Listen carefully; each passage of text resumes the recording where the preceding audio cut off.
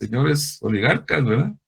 Hay medios de comunicación que se condicionan, ¿verdad? Como los canales abiertos, ¿verdad? Como el señor que estaba al frente, que es, cuando hay campañas electorales, les da publicidad a morir, ¿verdad? O sea, no sé si era pagada o gratuita, pero los medios de comunicación subordinados a estos grupos, ¿verdad? Las Fuerzas Armadas y policiales que violan el Estado de Derecho, magistrados de la Corte Suprema que toleran, ¿verdad?, algunas cosas ahí, porque la justicia no es pareja para todos, ¿verdad? La justicia se aplica así sesgadamente, ¿verdad? Para los que tienen dinero de una manera y para los que no tienen de otra manera, aunque no debería ser así, ¿verdad? Entonces, por eso es que es una democracia defectuosa, ¿verdad? Que a pesar que tiene una constitución, que tiene un sinnúmero de leyes, ¿verdad? Que tiene un diseño constitucional homologable con otros países, como democrático, ¿verdad? Adolece de muchos vicios, ¿verdad? Por eso es que se le llama una democracia defectuosa, ¿verdad? Bueno, en la República Aristocrática, el gobierno de los mejores o mayorías cualitativas. Hay una diferencia entre cualitativo y cuantitativo. Nosotros tenemos una república democrática que es un gobierno de las mayorías cuantitativas. De aquí somos muchos, ¿verdad?, que votamos. En cambio, una república aristocrática es unos pocos que se eligen entre sí, ¿verdad? Entonces es cualitativo, ¿verdad? Así se llaman ellos, cualitativos, pues, porque todos somos iguales, pero en este tipo de formas de gobierno hay una diferencia entre lo cualitativo y lo cuantitativo, que no es lo mismo. Aquí en Guatemala somos del montón, ¿verdad? En cambio, una república aristocrática, pues a ver, también serán un montón, pero gobiernan los pocos, ¿verdad?, los que tienen. Muy bien.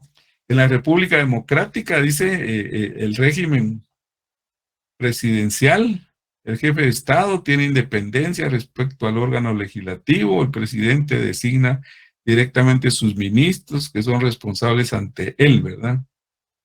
Entonces, esas son las diferencias entre república aristocrática y república democrática. Tenemos los estados unitarios, que también son denominados estado simple, que son aquellos en que la soberanía, o sea, el poder político, se ejerce directamente sobre el mismo pueblo que se encuentra en un mismo territorio. Entonces, o sea, aquí pues los que gobiernan al mismo pueblo, pues, o sea, el presidente Yamatei gobierna a los guatemaltecos y Bukele gobierna a los salvadoreños, ¿verdad? La vez pasada yo vi como que Bukele quería también venir aquí a gobernar a Guatemala, pero Ojalá se venga, Lick. Bueno, entonces la soberanía es el poder político, ¿verdad? Y se ejerce directamente sobre el mismo pueblo, o sea, el poder político de Guatemala lo ejerce sobre los guatemaltecos, ¿verdad? O sea, no lo puede ejercer sobre los hondureños, sobre los salvadoreños o los mexicanos, a no ser que estén viviendo aquí en Guatemala, ¿verdad? Porque si están aquí de migrantes, pues tienen que acogerse a las leyes de Guatemala, ¿verdad? Muy bien. Entonces, los poderes legislativos, ejecutivo y judicial son únicos. Ejemplo de los estados unitarios son las repúblicas centroamericanas, ¿verdad? Cuba y Paraguay como ejemplo, ¿verdad? Nosotros somos estados unitarios. De Guatemala, Guatemala, Salvador, Salvador, Honduras, Honduras, Nicaragua, entonces son estados unitarios. Entonces, este modelo de organización política es el más difundido a nivel mundial. Pero también tenemos los estados federados, ¿verdad? Entonces aquí también son denominados estados complejos, ¿verdad? Compuestos o confederados. Sin embargo, la última denominación corresponde a otra realidad política, ¿verdad? El estado federal es el formado de una o de otra manera por la unión de dos o más estados. Cada estado posee sus poderes, ejecutivo, legislativo y judicial, en relación con su propio territorio, existiendo además de estos poderes a nivel federal, cuyas atribuciones abarcan la totalidad de estados miembros. Ejemplo de este tipo de estado lo son Estados Unidos de América, Estados Unidos mexicanos y la República Federal de Brasil, ¿verdad? Entonces, en las películas se da uno cuenta, ¿verdad? Ahí la doctora Polo, cuando aplica la ley, dice que esta ley es aplicable en California, en el estado de California, pero no en el estado de Texas. En algunos estados todavía tienen la silla eléctrica como pena máxima, ¿verdad? Muerte por silla eléctrica, en otros por inyección letal, por ejemplo, ¿verdad?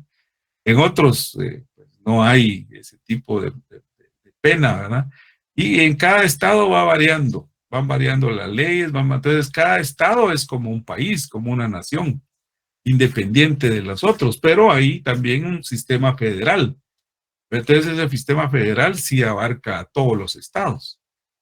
Pero el Estado federal, dijéramos, interfiere en los estados independientes solo si fuera necesario, ¿verdad? Pero lo contrario, cada estado tiene un gobernador que es electo, ¿verdad? Ya ustedes vieron a Arnold Schwarzenegger, que fue gobernador del estado de California por un periodo, creo yo, ¿verdad? Entonces, entonces ellos son gobernadores de su estado. Y es que un estado en Estados Unidos es como el tamaño de Guatemala o más, ¿verdad?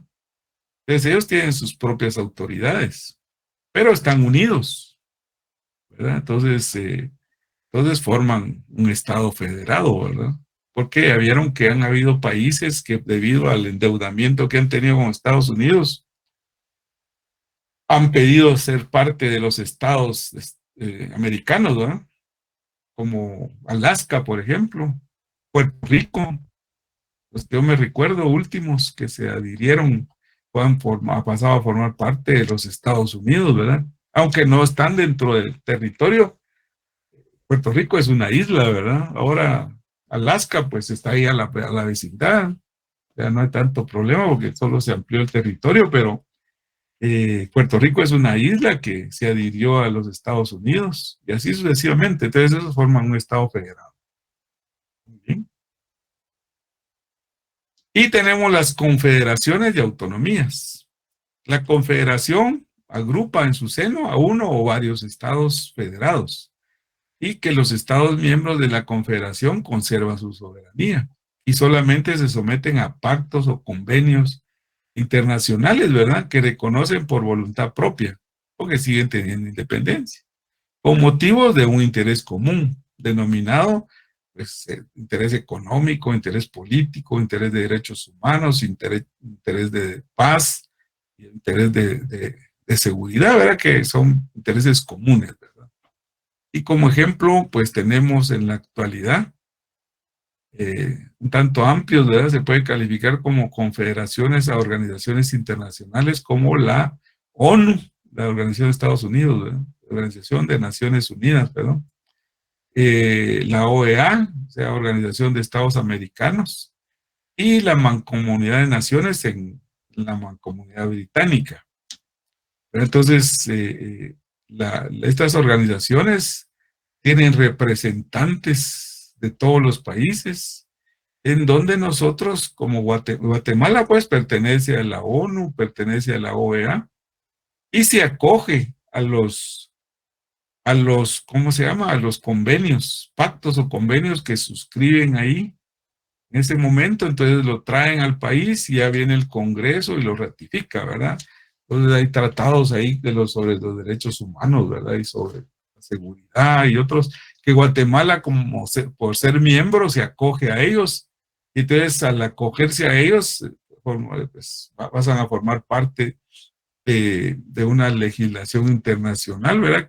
A la cual también nosotros nos supeditamos. Por eso es que aquí en Guatemala, pues ya no hay como pena máxima que era la inyección letal, ¿verdad? Porque por los derechos humanos, ¿verdad? Y como estamos acogidos a ese pacto sobre los derechos humanos de no ejercer la pena de muerte como pena máxima en el país, es que pues todos los que estaban en ese proceso se quedaron en suspenso, ¿verdad? Entonces en Guatemala no hay eso. Pero es porque son pactos internacionales, ¿verdad? Y la autonomía, pues fue la solución que se encontró para hacer frente a las reivindicaciones de las poblaciones que aceptaron una forma de gobierno limitado conforme a una determinada delegación de competencias recogida en un estatuto de autonomía. Entonces tenemos aquí un ejemplo actual de las comunidades autónomas o autonomías y la crisis que ellas representan a la unidad del Estado. Lo son las comunidades autónomas españolas, por ejemplo, que constituyen una entidad territorial que dentro del ordenamiento constitucional de España está dotada de autonomía legislativa y competencias ejecutivas, así como de la facultad de administrarse mediante sus propios representantes.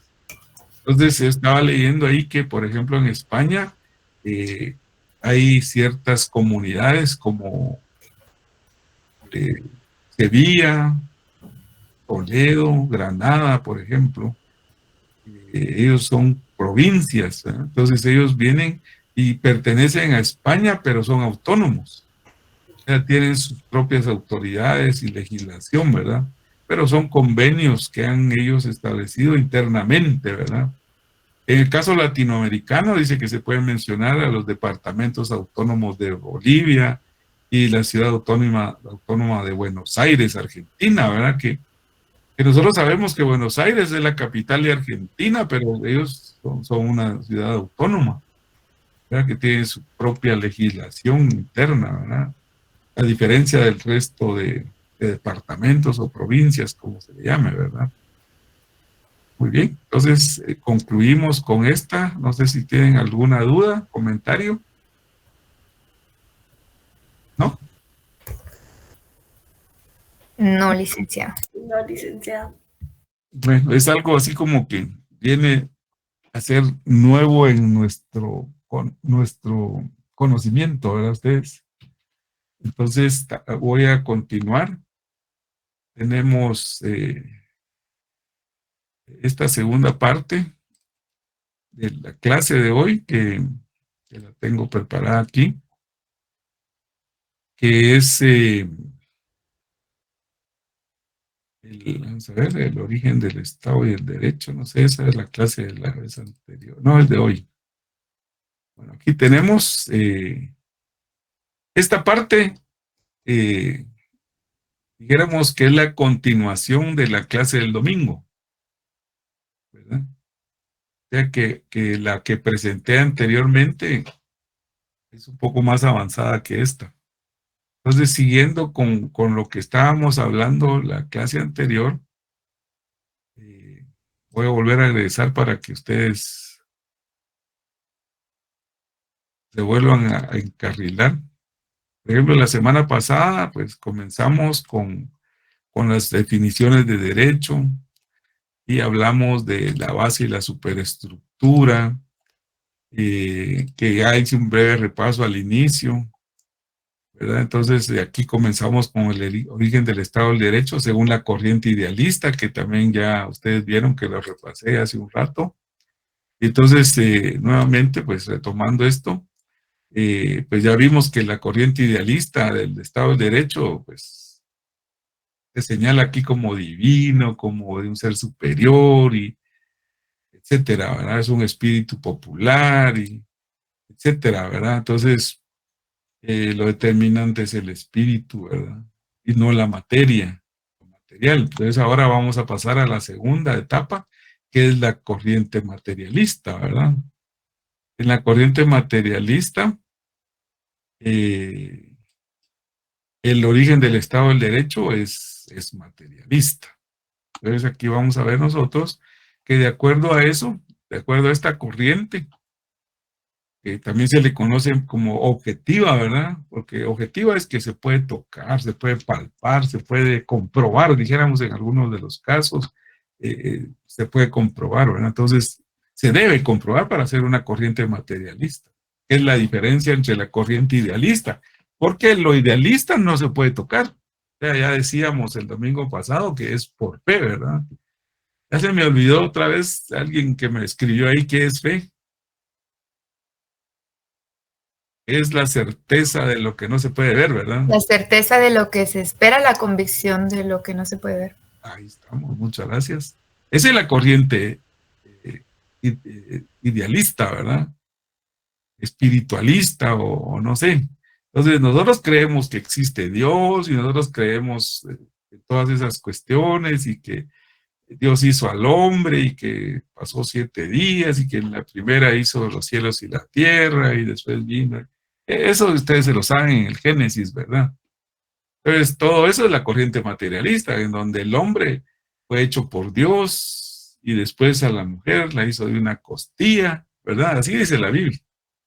Y que estuvo en el Edén y que después como comió del fruto prohibido, que entonces lo castigaron y aparece una manzana ahí, una serpiente, que todos nos conocemos esa historia, y que después apareció Caín y Abel, y que Caín mató a Abel, ¿verdad? Y que uno era agricultor y el otro era ganadero, y entonces ahí comenzó a aparecer la división del trabajo.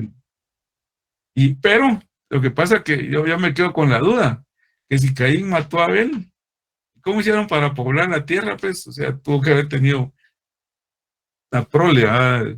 Hijas y demás, y tuvieron que estar ahí, pues, para poblar el mundo, ¿verdad? Entonces, como que ahí se queda corta la historia, ¿verdad? En esa corriente idealista. No le he logrado yo llegar a la profundidad de eso, pero esa es la corriente idealista del origen y la evolución del hombre, ¿verdad?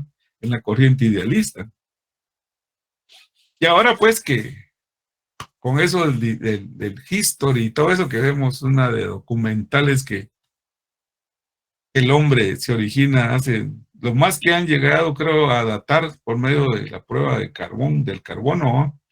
Creo que son, yo no sé si 40,000 años de existencia del hombre, ¿verdad? Cuando comenzó en las cavernas y todo eso, pero vaya tú a saber, como dicen por aquí en mi casa, solo que alguien hubiera estado hace 40 millones de años lo podría decir, ¿verdad? Pero con las pruebas científicas que venimos a caer a lo materialista, han logrado ellos adaptar por medio de las pruebas de carbono la cantidad de tiempo que lleva esto, ¿verdad? Existiendo, ¿verdad? Entonces, el hombre de las cavernas que dejó ahí sus dibujos pictóricos, ¿verdad? De caza y de pesca, ¿verdad? Entonces, eso es la historia materialista, se remonta a eso, ¿verdad? Entonces, ahora que hablamos de la corriente idealista, vamos a hablar de la corriente materialista, ¿verdad? Entonces, aquí, pues encontramos que a esta corriente también se le conoce como objetiva, donde su prioridad es la materia, el desarrollo histórico del materialismo dialéctico. Se produce con el aparecimiento del materialismo ingenuo o espontáneo en Egipto, Babilonia, India, China, Grecia y Roma, donde se sostiene que todo su origen en la naturaleza, donde se sostiene el origen de su naturaleza, pero siempre sugieren un cambio constante en la misma hasta llegar al materialismo dialéctico. La dialéctica es un proceso cambiante, ¿verdad? A eso se refiere. Dialéctico es un proceso constante, cambiante, ¿verdad? Entonces el materialismo dialéctico es eso. Entonces está representado por Federico Engels, que es el que escribe, donde se evidencia el desarrollo de las ciencias biológicas, sociales e históricas. El materialismo ingenuo sostiene que lo único que realmente existe es la materia y que las ideas son un producto secundario del contacto del hombre con la realidad material. O sea, primero existe el hombre y después las ideas, ¿verdad ustedes? A eso se refiere esto. Dice, el materialismo ingenuo sostiene que lo único que realmente existe es la materia y que las ideas son producto secundario del contacto del hombre con la realidad material. O sea, existe el hombre y al tener contacto con la realidad material, existen las ideas, ¿verdad? Por ejemplo, uno viene y ve una silueta de un caballo, y entonces viene a su mente la idea de un caballo, ¿verdad? O de una jirafa, y entonces viene a su mente la idea de una jirafa. Entonces, primero existe la materia y después existen las ideas. sea, primero existe el hombre y después existen las ideas. A eso me refiero. Entonces, la teoría que se basa en la interpretación de Carlos Marx y Federico Engel, en donde realizaron ellos, pues, la interpretación de los fenómenos sociales. Entonces, las formas de Estado y derecho, así como su aparición y extinción, y están determinadas por, según Marx y Engels, afirman que las formas de Estado y derecho, así como su aparición y extinción, están determinadas por las fuerzas productivas de la sociedad y por las relaciones económicas imperantes en ellas. El Estado y el derecho constituyen la maquinaria coactiva de que se vale la clase explotadora para mantener sojuzgada a la clase explotada, ¿verdad? Aquí dice explotadora, pero es explotada. Entonces aquí dice, el Estado y el derecho constituyen la maquinaria coactiva de que se vale la clase explotadora para mantener sojuzgada la clase explotada. Vamos a cambiar de una vez para que, porque esto se los voy a compartir también. Entonces, la clase explotada. Ahí estamos. Pero así ya queda corregido. Muy bien. El Estado surge como instrumento de dictadura de la clase dominante sobre la clase dominada, ¿verdad? Y esto lo hace por medio del derecho, ¿verdad? Las leyes, ¿verdad? Entonces, ese es un instrumento de la dictadura. Existen las leyes para seguir subyugando a la clase dominada, ¿verdad? Entonces, la corriente materialista, entonces, por lo que el origen, siguiendo con los incisos de aquí, ¿verdad? Que A, B, C y D. Este es el D.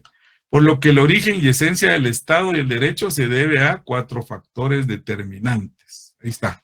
El origen y la esencia del Estado y el derecho se debe a 4 factores determinantes. Uno es la desintegración de la comunidad primitiva, en donde aparece la propiedad privada, ¿verdad? Luego, pues, la aparición de la propiedad privada sobre los medios e instrumentos de producción. La división de la sociedad en clases sociales antagónicas, explotadora y explotada. Y las clases sociales, pues, dominantes y dominada. Ahora vamos a ver los regímenes económicos históricos. Esos son los estadios o regímenes, se le llama. Entonces, según Carlos Marx, a lo largo de la historia de la humanidad se han sucedido varios modos de producción, que de acuerdo con la tesis del materialismo histórico son los auténticos determinantes de la evolución histórica de la humanidad, por lo que la historia debería ser explicada en función de ellos y no de acontecimientos externos. Entonces, la evolución histórica de la que son protagonistas los seres humanos en su actividad cotidiana, partiendo del comunismo tribal primitivo, la comunidad primitiva, ¿verdad? Pasando por el modo de producción esclavista y feudal, para llegar al modo de producción capitalista, que está en plena expansión en la segunda mitad del siglo XIX, estuvo. Y luego, pues, esto le da paso al sistema socialista, ¿verdad? En sus manifestaciones, ¿verdad? Entonces, vemos aquí el modo de producción primitivo. Entonces, en el modo de producción tribal o primitiva, ¿verdad? La asociación tribal primitiva era una sociedad en la que no existía la propiedad privada de los medios de producción, era propiedad colectiva o común, ¿verdad? El trabajo era colectivo, eran nómadas, ¿verdad? Era una manada primitiva, en donde pues ya comenzó a existir el matriarcado y el patriarcado, ¿verdad? Esto significa matriarcado, sea gobernado por la línea de las mamás, y el patriarcado que era gobernado por la línea de los papás, de los padres, ¿verdad? Esa es la diferencia entre matriarcado y patriarcado. Luego aparece aquí la gens avanzada de la comunidad primitiva, en donde ya aparece el régimen gentilicio por lazos de sangre, ¿verdad? Familiares, ¿verdad? Hay una célula primaria de la sociedad, es un conjunto social que corresponde a la sociedad primitiva, a la barbarie, dicen, ¿verdad? Que eran bárbaros, ¿verdad? O sea, bárbaros era que no eran civilizados, ¿verdad? Sino que eran como peleoneros, ¿verdad? Ustedes un grupo contra otro, y esa era la barbarie, no habían reglas, ¿verdad? Se cree pues que era antropófaga, había antropofagia, por escasez de alimentos, eran en esos momentos capaces de comerse entre sí mismos, ¿verdad? Debido a la escasez de alimentos. Hubo descubrimiento del fuego, era la edad de piedra, de bronce y de hierro, ¿verdad? Eran sus albores, eran los albores de la humanidad, ¿verdad? En forma de producción primitiva. Había una división natural del trabajo que era por sexo y edad. Comenzó a aparecer ya una división ahí de trabajo, ¿verdad? Entonces, dijéramos que a los hombres y mujeres hacían unas cosas, los hombres hacían unas, las mujeres otras, y también la edad, ¿verdad? A los niños y a los ancianos, pues posiblemente había una diferenciación ahí, ¿verdad? En cuanto a las personas que estaban en una edad productiva, dijéramos, aunque en esa época no existía, ¿verdad? Pero había una división natural ahí del trabajo, no habían reglas, pues, sino que era natural, ¿verdad? Espontáneo. Hubo un perfeccionamiento de los instrumentos de trabajo, pues eran unos instrumentos muy incipientes, ¿verdad? Estamos hablando de piedras, palos, ¿no? El uso del fuego y cosas por el estilo, ¿verdad? Aquí predomina el satisfacer las necesidades de abrigo, vivienda y alimentos, que son los tres básicos, ¿verdad? Ustedes, el abrigo, la vivienda y los alimentos. Y en ese orden, vamos a ir primero el agua, después la comida, y luego, pues, el abrigo y la vivienda, ¿verdad? El abrigo, pues, podría ser con pieles, ¿verdad? Con pieles, con plantas, con qué sé yo, algo que los abrigara, ¿no? Y la vivienda, pues, podría ser cuevas, cavernas, ¿verdad? O ranchos, no sé qué pudiera ser, ¿verdad? O sea, la cosa es tener un techo donde pasar la noche, ¿verdad? Pero sí, en función de eso, el agua es básica, ¿verdad? Porque dice que uno no toma agua en 3 días y se deshidrata, ¿verdad? Ahora parece que sin comer aguanta uno hasta 21 días, ¿verdad? Bueno, y sin vivienda, pues puede pasarla, ¿verdad? Solo ahí se va poniendo bajo un árbol o algo. Entonces, pero siempre, pues son las necesidades básicas, ¿verdad? Que es los alimentos, el abrigo y la vivienda. Entonces ya después comienza conforme va evolucionando el hombre o la humanidad, para, para no discriminar, ¿verdad? Porque realmente lo dicen así, ¿verdad? Pero la humanidad va evolucionando, entonces aparece ya la división social del trabajo. Y entonces la primera división es agricultura y ganadería, ¿verdad? Ya en la Biblia aparece ahí que Caín y Abel estaban divididos, ¿verdad? Uno era agricultor y el otro era ganadero, ¿verdad? Pero ganadero me imagino que los animales que lograba él capturar y que los iba domesticando, ¿verdad? En la segunda división del trabajo, ya es donde aparecen los artesanos, ¿verdad? Aparte de los agricultores, los ganaderos, aparecen los artesanos. Y los artesanos son todos aquellos que no se dedican ni a la agricultura y ganadería, sino que se dedican a otra cosa. Por ejemplo, pues a hacer ropa, a hacer armas, a hacer otro tipo de utensilios, herramientas y qué sé yo, ¿verdad? Entonces aparece ahí los artesanos, ¿verdad? Artesano se deriva de que es una persona que hace todo desde el principio al final. Lo que yo podría poner de ejemplo son los sastres, ¿verdad? Porque si es una maquila ya no es un artesano, porque en la maquila uno pega zíperes, otro pega bolsas, otro pega mangas, otro pega, no sé, otros hacen el ruedo, otros pegan botones. En cambio, el artesano no. Ustedes van a una sastrería y le encargan un pantalón o un traje a un sastre y ellos vienen, les toman las medidas y pues compran la tela, ustedes se las llevan o ustedes se las llevan, ellos vienen, trazan, cortan y después pegan las piezas y se lo tallan y vamos, ya tienen ustedes su traje, un pantalón, un saco, un vestido para las damas, una falda. Entonces el artesano sastre es eso, ¿verdad? Pero hay diferentes tipos de artesanos.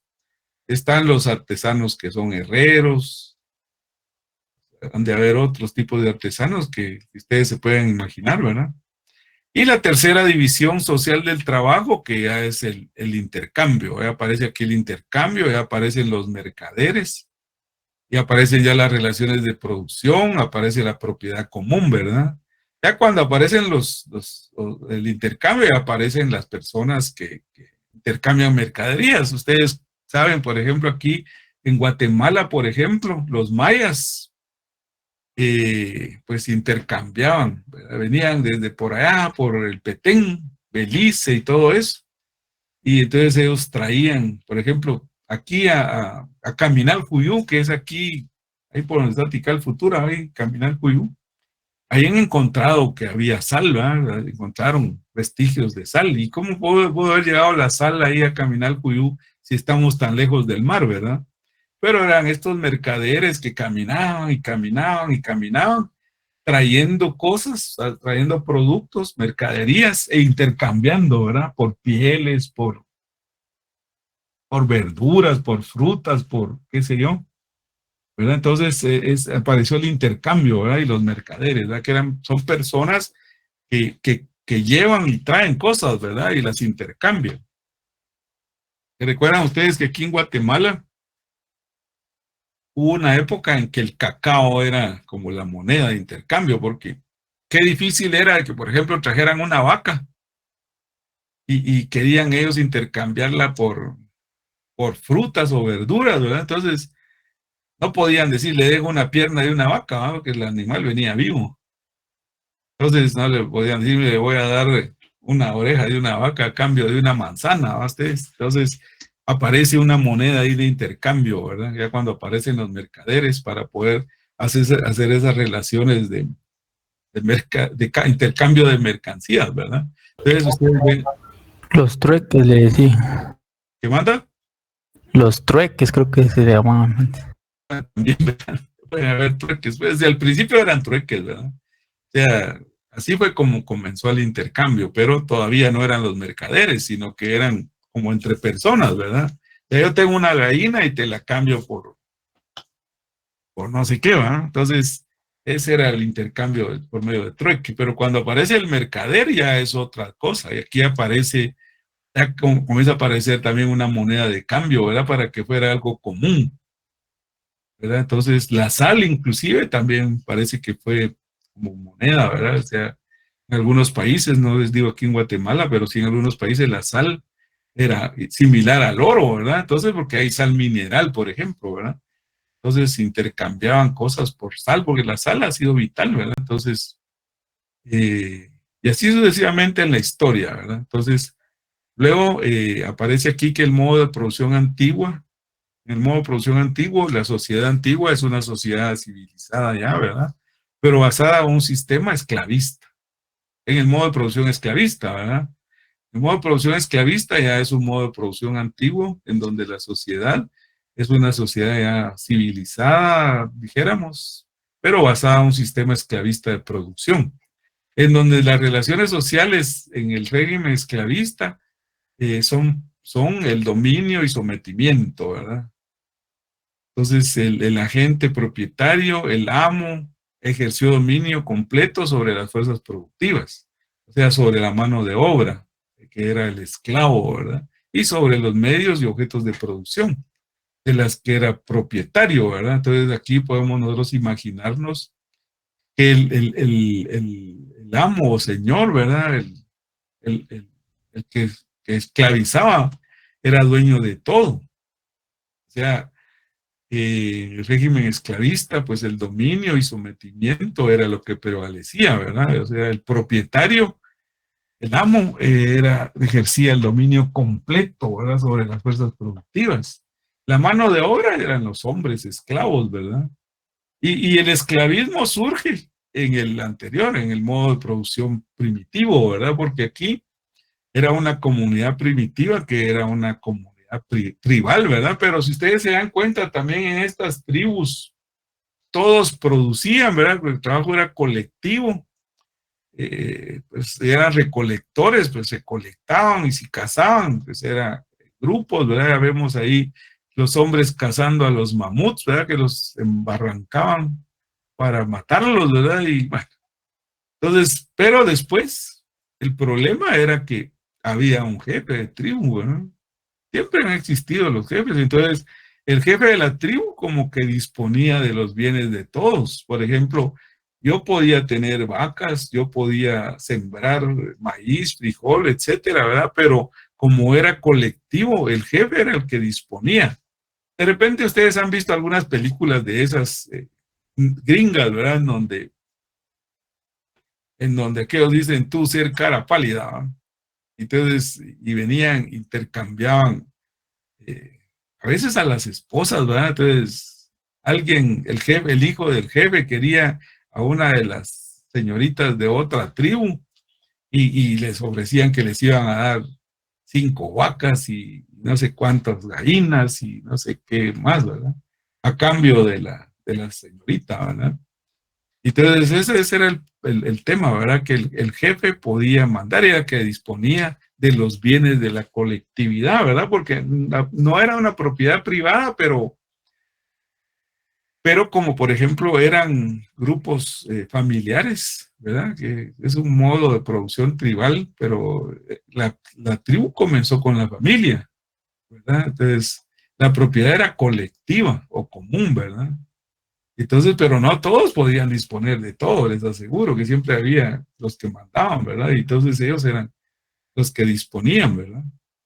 Pero esa es parte de la historia que solo medio la contamos porque no la conocemos a ciencia cierta, ¿verdad? Porque inclusive aquí Marx y Engels se la imaginan, ¿verdad? Y nosotros pues igual no la tenemos que imaginar porque no creo que haya habido alguien que existiera en esa época, ¿verdad? Porque los grupos tribales se comenzaron a formar a partir de las familias, ¿verdad? Venía una familia y se asentaba en un lugar y después esta familia crece como sucede ahora, ¿verdad? Que tienen, los padres vienen y se unen con ánimo de permanencia y la base de la sociedad es la familia y entonces eso es ahora. Y luego tienen sus hijos y vienen los hijos y se quedan viviendo ahí alrededor o ahora construyen arriba, le echan terraza a la casa y construyen su cuartito ahí arriba y ahí se llevan a la familia y van creciendo, ¿verdad? Entonces, así pasaba en ese tiempo. Ustedes lo pueden ver en los municipios, en las aldeas, en los caseríos, que así se van formando, ¿verdad? O sea, va una familia y se radica en un lugar y ahí va a tener a su familia y los hijos crecen y después tienen sus esposas y sus hijos, y así se van multiplicando, ¿verdad? Y así es como van surgiendo las comunidades, ¿verdad? Y así era en ese tiempo aquí, ¿verdad? Las tribus así se formaban, de grupos de familias, por eso es que era consanguíneo al principio, ¿verdad? Entonces, de la comunidad primitiva pasamos a la comunidad esclavista. ¿Y cómo surge este sistema de comunidad esclavista? Surge en la comunidad primitiva.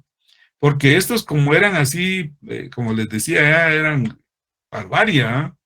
Entonces se peleaban unos contra otros y así en la noche llegaban y los mataban, ¿verdad? O los capturaban y entonces se los llevaban a pertenecer a su tribu y a veces se quedaban ahí en su tribu, los ponían a trabajar, ¿verdad?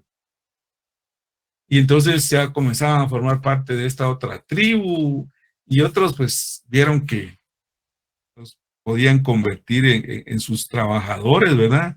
Y entonces comenzaron a ser sus esclavos, ¿verdad? Y después ya los comenzaron a vender, ¿verdad? Porque ahí en la comunidad primitiva es donde surge el esclavismo. No crean ustedes que surge así por espontaneidad, ¿verdad? Sino que surge por eso mismo, ¿verdad? De que en la comunidad primitiva surge la esclavitud, ¿verdad? Entonces ya pasamos a ese régimen esclavista, en donde el amo, señor, era dueño de todo, ¿verdad? Era dueño de la fuerza productiva, que eran los esclavos, y de los medios y los instrumentos de producción, ¿verdad? Entonces aquí es donde surge el Estado y el derecho. Porque al surgir ya la propiedad privada, comienza a surgir el Estado y el derecho. Porque para poder el señor esclavista mantener la hegemonía y el poder, comenzó a crear leyes, ¿verdad?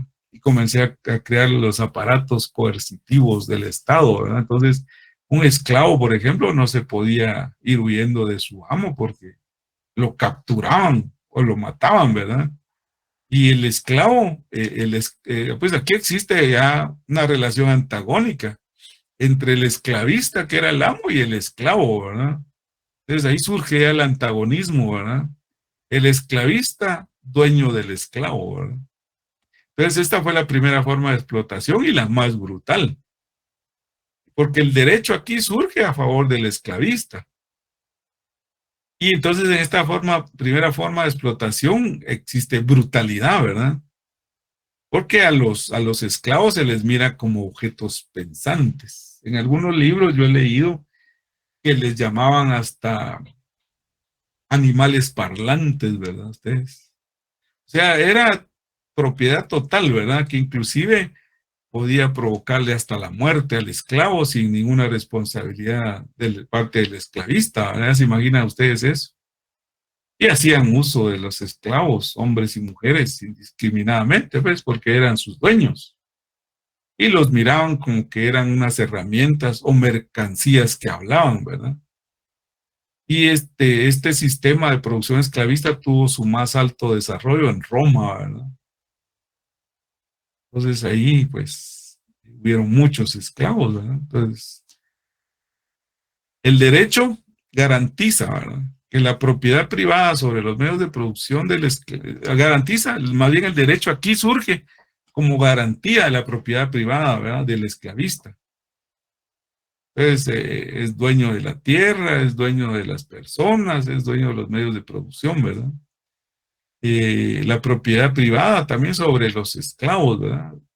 Los vendían, ¿verdad? Los intercambiaban y algunos vieron muy lucrativo el negocio y ya vieron ustedes que aparece ahí que se los iban a traer de África, ¿verdad?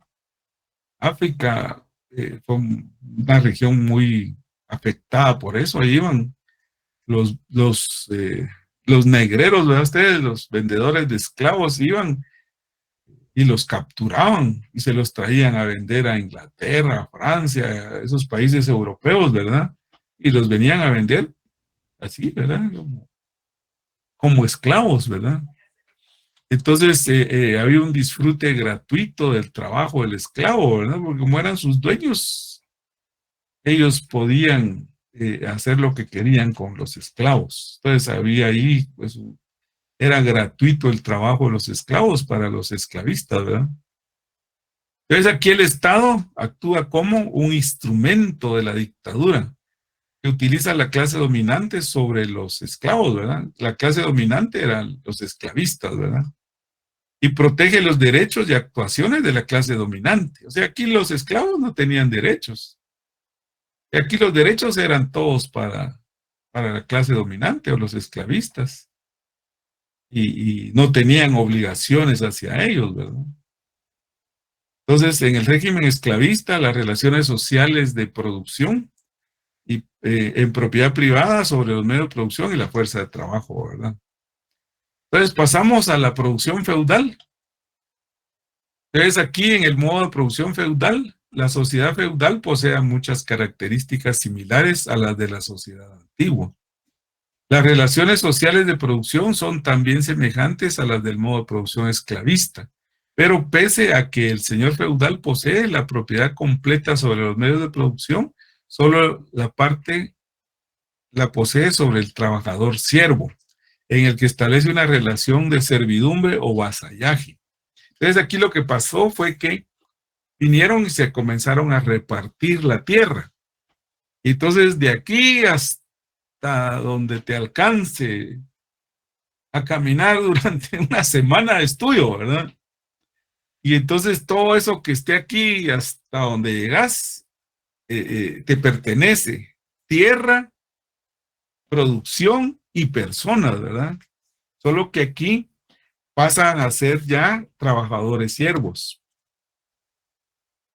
¿verdad? Entonces, dentro de la comunidad esclavista comienzan a surgir algunos problemas que provocaron que se crearan feudos. O sea, a veces era por hambrunas, por enfermedades de los esclavos, ¿verdad? Que comenzaron ya los señores esclavistas a cambiar de sistema, porque dentro del mismo sistema anterior comienza a surgir el nuevo. Entonces, aquí lo que pasó fue que a los que estaban más cercanos a los esclavistas, ¿verdad? A los señores amos, les comenzaron a dar su independencia, su libertad, ¿verdad? Y entonces ya los esclavos comenzaron también a producir. Entonces comienza a haber una economía feudal en donde aparecen nuevos propietarios, ¿verdad? En donde el señor feudal es dueño de la tierra, en donde el siervo campesino se liga a la propiedad de la tierra, pero no es propietario, ¿verdad? Sino que le pertenece al dueño de la tierra, no como esclavo, sino como siervo, ¿verdad? Entonces, para trabajar. La propiedad completa la posee el señor feudal, perdón. El terrateniente explota al campesino, ¿verdad? O siervo. Al campesino se le toma como un objeto y está ligado a la propiedad de la tierra. Ya no se les puede dar muerte. Por su trabajo, pues aquí hay un pago en especie y casi nada en dinero, ¿verdad? Aquí más era en alimentos, ¿verdad? Trigo, qué sé yo, frijol, maíz, y se les daba, ¿verdad? Entonces, ellos tenían derecho. Y si ustedes ven en Guatemala, hay algunos lugares en donde todavía prevalece un poco este sistema feudal, ¿verdad? Entonces, en el interior del país se puede ver cómo los dueños de las fincas, ¿verdad? Les dan donde vivir a sus empleados, dijéramos, ¿verdad? Y ellos pues ahí hacen su casa y hasta a veces tienen sus propias plantaciones y todo, ¿verdad? Pero tienen la obligación de trabajar para el dueño de la finca, ¿verdad? Entonces hay una especie como de mozo colono, ¿verdad? Que se le llama ahora. El mozo colono, los mozos, dice, ¿verdad? Tal vez ustedes han oído hablar de eso, es que el mozo, ¿verdad? Hay que decirle al mozo.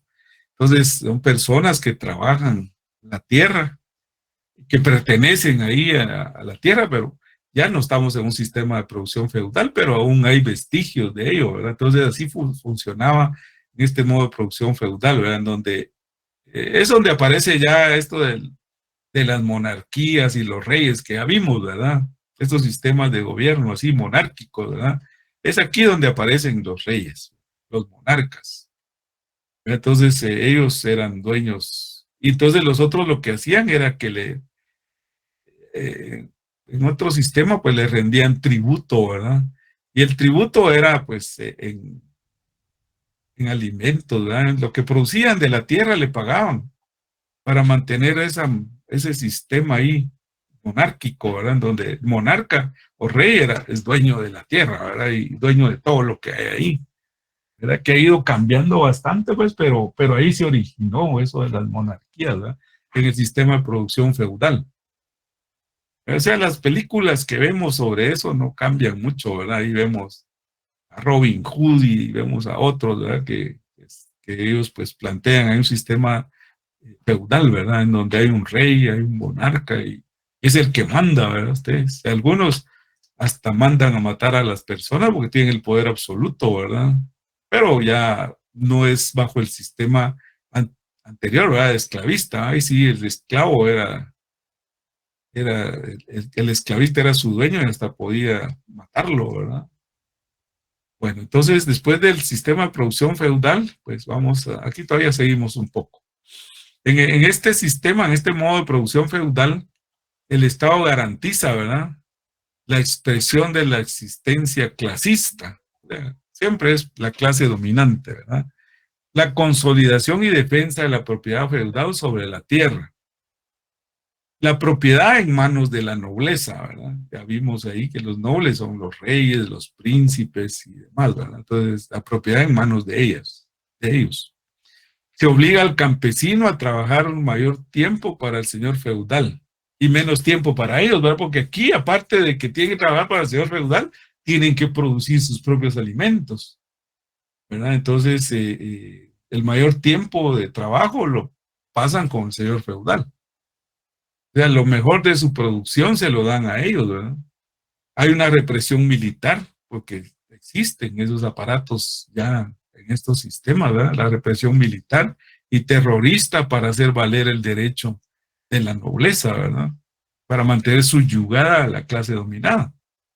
Entonces el derecho garantiza aquí la voluntad de los señores feudales y es manifestada o erguida en la ley. O sea, las leyes surgen siempre en favor de la clase dominante.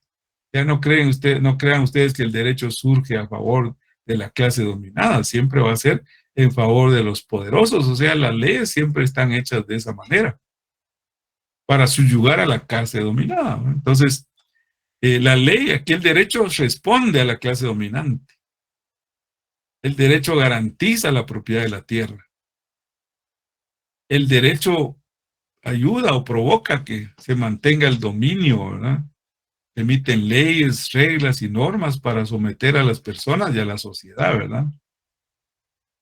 Entonces, ya en el modo de producción capitalista, cambia un poco la forma. Entonces, en el modo de producción capitalista, la base es la propiedad privada sobre los medios de producción, ¿verdad? Entonces, la tierra, el capital, ¿verdad? Entonces son los modos de producción. Entonces, aunque el trabajador es jurídicamente libre, la fuerza de trabajo es la única propiedad que posee el trabajador, porque realmente el trabajador lo que vende es su fuerza de trabajo, ¿verdad? Ahora, pues, es conocimiento, es experiencia, es otras cosas, pero sigue siendo, pues, es lo único que posee, ¿verdad? Su fuerza de trabajo. El trabajo genera una ganancia, ¿verdad? O plusvalía, que no revierte sobre el salario del trabajador, sino que la plusvalía es propiedad del dueño, ¿verdad?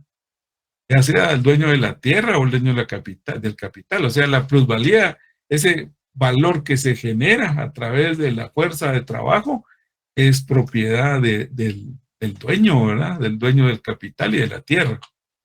El trabajador lo que tiene derecho es del salario, ¿verdad? Y nada más, no es dueño de la plusvalía. Entonces, esta plusvalía, pues, es apropiada, dice aquí, ¿verdad? Por el capitalista, pero yo diría que es el empresario, porque ahora surge una figura más ahí, ¿verdad? Es el empresario. Y el empresario a veces es una figura que no posee ni tierra ni capital, sino que son los administradores de empresas ahí, ¿verdad? Ustedes, que hacen que tanto el capital como la tierra genere una productividad, ¿verdad? Ustedes, pero hay empresarios que, sin ser administradores de empresas, tienen esa visión empresarial, porque siempre ha habido eso. Ya no es tan así automático que la fuerza de trabajo genera plusvalía y que se la dueña el otro, ¿verdad? Lo que pasa es que siempre tiene que haber ideas y tiene que haber emprendimiento, ¿verdad? Entonces, esos emprendedores lo hacen con un propósito de ganar, ¿verdad? Y para hacer ese tipo de emprendimientos, pues contratan personas, sacan préstamos, alquilan propiedades, etcétera, y eso hace que genere, ¿verdad? Entonces, el sistema capitalista es un poco diferente, más dinámico, pero el trabajador que solo vende su fuerza de trabajo, pues tiene derecho a un salario, ¿no? Ustedes, mal pagado, como quieran, pero es trabajo. Y a veces, gracias a Dios que hay trabajo, ustedes, porque a veces pasa uno penas cuando no hay trabajo.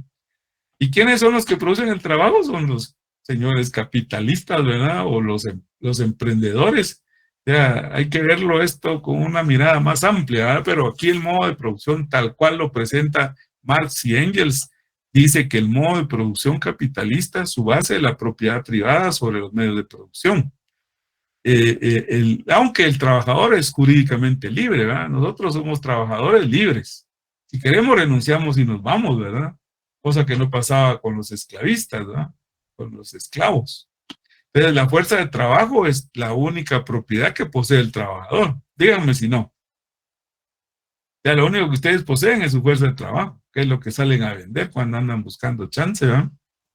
Entonces, el trabajo es el único que genera plusvalía. Y que no se va a ver eso reflejado en el salario del trabajador, sino que es propiedad del capitalista, ¿verdad? Del que invirtió. Entonces, esto genera capital. A través del ahorro se genera el capital, ¿verdad? Porque la relación capitalista-proletario es una relación de explotación, llamado así por Marx y Engels, ¿verdad? Que la relación porque realmente uno no lo ve así porque uno ve el trabajo como trabajo, pero si lo vemos de la forma antagonista que lo ven ellos, es una relación de explotación, ¿verdad? En donde el capitalista contrata la fuerza de trabajo y le paga un salario. Y lo que genera la ganancia o la plusvalía es propiedad de él, ¿verdad? Bueno, las características de este sistema de producción capitalista es capitalista y proletario, ¿verdad? Esas son las clases antagónicas aquí. Hay una mayor concentración de la propiedad privada sobre los medios de producción. La importancia absoluta a la máxima ganancia en la producción para generar plusvalía. O sea, entre más ganan, más quieren, dice uno, ¿no? Pero así es. O sea, ¿qué empresario no quiere ganar más? Pues para eso está arriesgando su dinero y sus bienes, ¿verdad? Entonces quiere ganar más. Y entonces el trabajador no lo entiende así, ¿verdad? Sino que lo entiende como que me explotan y toda la ganancia que queda se la apropian, ¿verdad? Entonces aquí se intensifica la explotación del hombre por el hombre en el sistema capitalista porque ha venido la tecnología a ayudar bastante, ¿verdad? Hay un auge y desarrollo de la industria en el sistema capitalista y hay un auge en las relaciones mercantiles, ¿verdad? Porque ya nos expandemos hacia el mundo, ¿verdad? Ustedes ya no solo hacemos negociaciones entre los mismos, entre los vecinos del país, ¿verdad? Sino que nos vamos a otros países. Exportamos café, exportamos azúcar, exportamos personas a Estados Unidos, ¿verdad ustedes? Que son los que generan las divisas, ¿verdad ustedes? Muy bien. Entonces, en el modo, ya vamos a terminar. En el modo de producción capitalista, el Estado garantiza la condición y protección de la propiedad privada. La propiedad sobre los nuevos instrumentos de producción, la explotación, la represión militar y explotación del proletariado. Entonces, eso garantiza el Estado. Porque ya vieron ustedes que muchos extranjeros a veces no quieren venir al país a invertir porque no se dan las condiciones estas, ¿verdad? Que tal vez se dan en sus países, ¿verdad? Entonces, el derecho respalda los principios de propiedad privada y libre empresa. En torno a ello giran las leyes, ¿verdad? La ley hecha en función de la clase dominante. El Congreso, no crean ustedes que emite las leyes en favor del trabajador, casi siempre son en favor de la clase dominante, porque si ellos no votan a favor, pues los presionan o a veces van las coimas, como dice, ahí bajo la mesa. Entonces, las leyes las hacen, porque las hacen, ¿verdad? Y como dicen, echa la ley, echa la trampa, ¿verdad? Ustedes. Pero eso es un refrán, no es parte de la clase, ¿no? Entonces, también el derecho mantiene sojuzgada a la clase explotada, si no, los meto presos, dicen a ustedes. Si no, te meto preso. Entonces, el manejo y la tenencia del dinero, ¿verdad? Garantiza también el derecho, el manejo y la tenencia del dinero. A veces se olvidan los principios y valores éticos de la clase dominante, ¿verdad? Porque ustedes han visto que hay empresarios que carecen de principios y valores éticos, ¿verdad? Muy bien. Y después, por último, tenemos el modo de producción socialista, en donde el capitalismo deja paso al modo de producción socialista, siguiendo la dialéctica de la historia, por lo que la humanidad recupera, superando al modo de producción comunismo primitivo, ¿verdad? O sea que el socialismo es como una evolución del sistema comunismo primitivo, ¿verdad? Entonces, en el modo de producción socialista, esto se basa en un régimen de propiedad colectiva nuevamente, lo que supone la abolición de la propiedad privada de los medios de producción. En consonancia con ello, las relaciones de dominio y sometimiento se sustituyen por las de cooperación recíproca. Entonces, en el modo de producción socialista, las características son de que toma el poder por el pueblo. Entonces, aquí es el pueblo por el pueblo y para el pueblo. A ustedes que lo decía un presidente en Estados Unidos, pero esas son las características del modo de producción socialista, ¿verdad? La clase dominante o los obreros, los proletarios, ¿verdad? O sea, la clase dominante son los obreros o el proletariado. La propiedad social sobre los medios de producción es social, ¿verdad? Ya no es propiedad privada, sino que es propiedad social. Es la diferencia, ¿verdad? Es la propiedad social. Busca la igualdad social busca la eliminación de las clases sociales y una distribución justa de la riqueza, persigue el fin del capitalismo, una ideología que se cataloga como injusta, ¿verdad? Y es la primera fase del régimen comunista. Y aquí tenemos ya para terminar los modos de producción socialista que hoy por hoy pues son los más cercanos, ¿verdad? Por ejemplo, tenemos la China comunista, ¿verdad? China, así le llaman, China socialista, ¿verdad? Es un país asiático en el que rige un socialismo con partido único, el Partido Comunista Chino, desde 1949, año en el que este partido triunfó frente al Partido Nacionalista Chino tras una guerra civil. En Vietnam, Vietnam es un país asiático con un gobierno de tipo socialista, liderado por el Partido Comunista de Vietnam, que funciona como partido único desde 1976, con bases marxistas-leninistas y con una economía abierta desde 1986. O sea, son socialistas, pero como les hacen bloqueos internacionales, entonces ellos tienden a tener una economía abierta, ¿no? Para no estar aislados. Cuba, que es el que más conocemos, tenemos más cerca, es un país socialista con un partido único, el Partido Comunista de Cuba. Desde 1959, cuando Fidel Castro tomó posesión, ¿verdad? La organización política y económica cubana son el unipartidismo, ahí solo existe un partido político. O sea, vota por ellos o por ellos, ¿no? El control estatal de la administración y la economía, el control de la prensa y de los medios de comunicación, y hay una apertura controlada a la economía, ¿verdad? Ellos ya han ido aperturándose un poco, ¿verdad? Por los bloqueos que tuvieron. Muy bien, entonces aquí les voy a dejar este material para que lo lean, por favor. Voy a hacer una prueba corta el próximo domingo y perdonen que me pasé los 15 minutos que les había ofrecido, pero tenía que terminar estos temas para avanzar, porque tenemos solo 4 domingos para poder tener examen parcial y todavía nos falta un poco. Entonces, si quieren lo dejamos por aquí y pues dejamos las preguntas para el otro domingo, ya que ustedes hayan leído más despacio esto. Entonces vamos a dejar un tiempecito ahí al inicio para preguntas. Muy bien, licenciado, muchas gracias. Les agradezco a ustedes. Gracias, licenciado. Buenas tardes, licenciado. Feliz día. Feliz día, Lic. Buen día, Lic.